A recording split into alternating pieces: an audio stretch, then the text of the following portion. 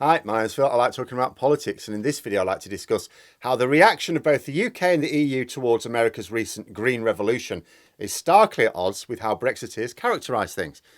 They claim the EU are rigid and dogmatic, that Brexit Britain can be pragmatic and nimble, taking advantage of new opportunities quickly in order to steal a march on others.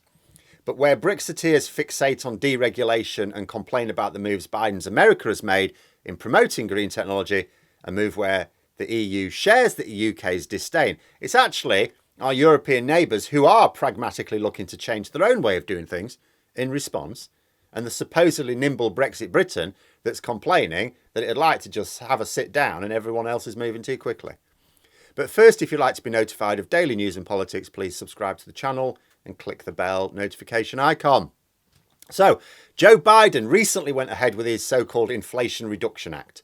What it really is massive cash injection into decarbonising the American economy. Huge incentives for clean energy and buying green tech, electric cars and so on. The move is not, on many levels, welcomed in either the UK or the EU because from an economic point of view, it's basically a huge injection of state money being used to make American businesses more competitive. It's our old friend state aid, and on a grand scale. Something Brexiteers said was an advantage of leaving the EU, but actually, in reality, most of the state aid rules are WTO rules. And also when put to the test, not something that they want to get involved in because Tories don't like state aid any more than the EU do. But there is something particular about this form of state aid which makes it hard to complain about. It represents a major move towards a greener economy, something the EU are committed to and countries around the world realise needs to happen. As a result, the EU Commission, far from planning to take punitive action against the US for breaking WTO rules, are reported to be thinking about, basically, how can we swim with the tide on this one? It would mean modifying some of their own state aid rules, but the benefits are that if the measures are properly targeted, as they are in the US, it would allow Europe to power its way to a greener economy as well, keeping themselves competitive in the future. What we're seeing is the EU changing its mind when presented with new facts. It is likely to lead to a very different trading environment inside the single market as well. What we are seeing is this supposedly unwieldy bloc of over 24 countries moving to meet a new challenge in exactly the same way they did with regards Russia invading Ukraine last year and the pandemic the year before, in the year before that indeed. It meant basically the EU facilitating a new way of doing things at odds with their normal practices. In fact, since the UK left, the EU has made rapid manoeuvres to deal with an important challenge in pretty much each of the 3 years since. The supposedly nimble and adaptable Brexit Britain, on the other hand, has spent its time complaining that others keep changing. We don't like change. We've complained about Biden's Inflation Reduction Act. When the EU follows suit in their own way, we'll complain about that as well. That'll be an interesting day, won't it? When Brexiteers are at the same time complaining that the EU are too rigid and dogmatic, but also they keep changing things. Why do they keep changing things? Oh, we don't like the change. So why aren't we taking advantage of our Brexit freedoms in order to mimic what the USA has done and drive the green revolution in dear old Blighty? Well, a number of reasons, really. The first is that I've seen little real evidence that Tory MPs who push Brexit are really all that bothered about the UK's future economic performance. Maybe some other Brexiteers are, but the ones in the Tory party, not so much. They just wanted to abolish our regulatory framework to feed their disaster capitalism. Second reason is that the main justification for this clear breach of WTO state aid rules is to tackle climate change. It's why people aren't kicking up a fuss about the move. In fact, quite a lot are cheering it on. But the Conservative Party is stuffed full of paid lobbyists for the fossil fuel companies, and climate change denial is the order of the day.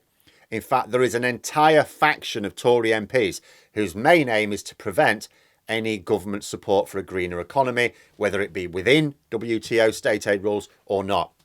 The net zero group. And the third reason is that Biden's move was a real levelling up. Because the legislation doesn't just offer huge incentives for greening the economy. It would naturally lead to more investment being spread more equitably around the country. In the UK, Labour are planning to push their own version, which would do likewise. But this is the opposite of what the Tories want. Yes, they talk a lot about levelling up, but where is it? As I've said before, levelling up means having deprived areas catch up to affluent areas, but the Tories live in the affluent areas. They don't want the oiks catching up to them, even if it comes at no overall cost to their own standard of living, because it means the gap's closed. It stops them feeling smug and superior, and a Tory who can't feel smug and superior is just a miserable git. So while the US and EU get moving to basically rewrite the world economic view of globalisation, the UK is digging its heels in, and if the Tories remain in charge, will just leave us behind, just as they kneecapped us when we had what was a very decent computing industry in this country. We'll find ourselves behind in yet another emerging sector of the future because of blinkered conservative thinking.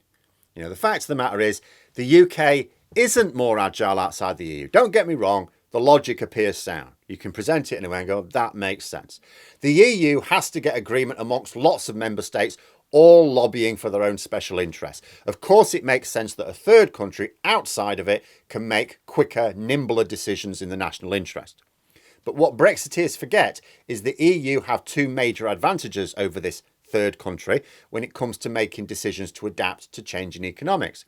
The first is that it is powerfully in all of their economic interest to maintain their competitive edge.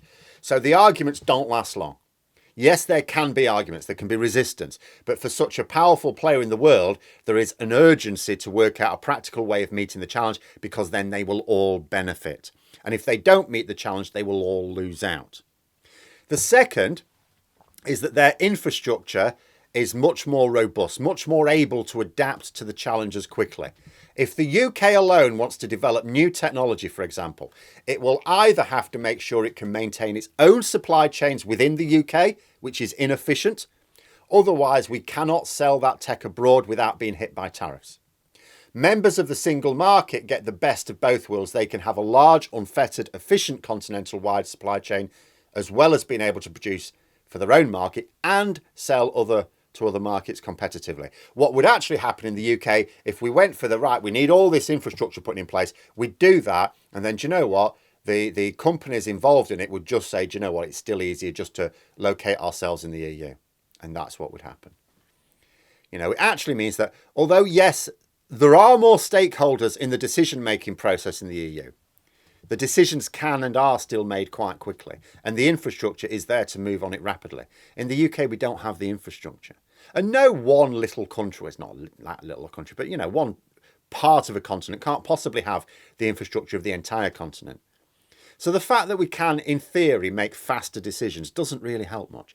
You know, I liken it to, like, imagine the EU being like a group of 4 people with a car deciding where to go for the weekend. The EU's a single bachelor with a bicycle. Yes, it'll take the group of 4 people longer to agree on the destination, but once they have, there are a few barriers remaining. They get in the car and off they go. Whereas the single person on a bike, they can decide quite quickly. They just have to decide for one person. But their range is more limited and it'll take longer to get there. But there we are. Those are my thoughts. Let me know yours in the comments below. I hope you found the video interesting. If you did, please click the like button if you'd like to support the channel further, the join button for memberships, and until next time, I'll see you later.